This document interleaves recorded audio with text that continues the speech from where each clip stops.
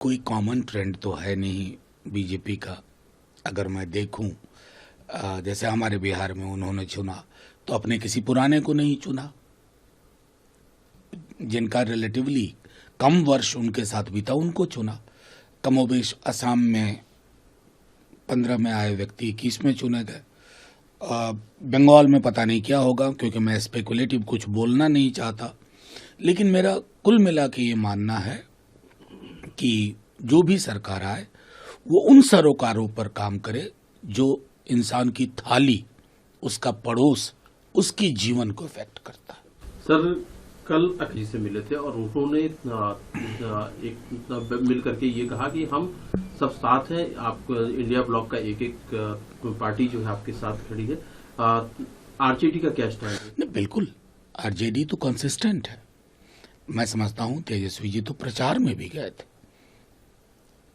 Waste Bengal में और कई सीटों पर, तो जाहिर तौर पर प्रतिबद्धता में हमारी परीक्षा तो कभी नहीं हो सकती।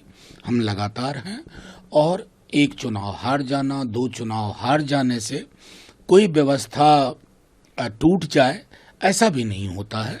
अभी बहुत बड़ी चुनौतियां हैं देश के समक्ष और उन चुनौतियों का सामना साझा स्वरूप से करना होगा। एक विकल्प, प्रगतिशील विकल्प लोगों को देना होगा। कोई कॉमन ट्रेंड तो है नहीं बीजेपी का। अगर मैं देखूं, जैसे हमारे बिहार में उन्होंने चुना तो अपने किसी पुराने को नहीं चुना, जिनका रिलेटिवली कम वर्ष उनके साथ बीता उनको चुना। कमोबेश असम में 15 में आए व्यक्ति 21 में चुने गए। बंगाल में पता नहीं क्या होगा, क्योंकि मैं स्पेकुलेटिव कुछ बोलना नहीं चाहता, लेकिन मेरा कुल मिला के ये मानना है कि जो भी सरकार आए वो उन सरोकारों पर काम करे जो इंसान की थाली, उसका पड़ोस, उसकी जीवन को इफेक्ट करता है। सर, कल अखिलेश से मिले थे और उन्होंने मिल करके ये कहा कि हम सब साथ हैं। आप इंडिया ब्लॉक का एक एक पार्टी जो है आपके साथ खड़ी है। आरजेडी का क्या स्टैंड है? नहीं, बिल्कुल आरजेडी तो कंसिस्टेंट है। मैं समझता हूं तेजस्वी जी तो प्रचार में भी गए थे वेस्ट बंगाल में और कई सीटों पर, तो जाहिर तौर पर प्रतिबद्धता में हमारी परीक्षा तो कभी नहीं हो सकती।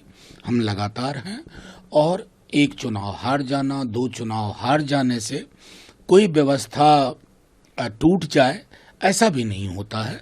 अभी बहुत बड़ी चुनौतियां हैं देश के समक्ष और उन चुनौतियों का सामना साझा स्वरूप से करना होगा।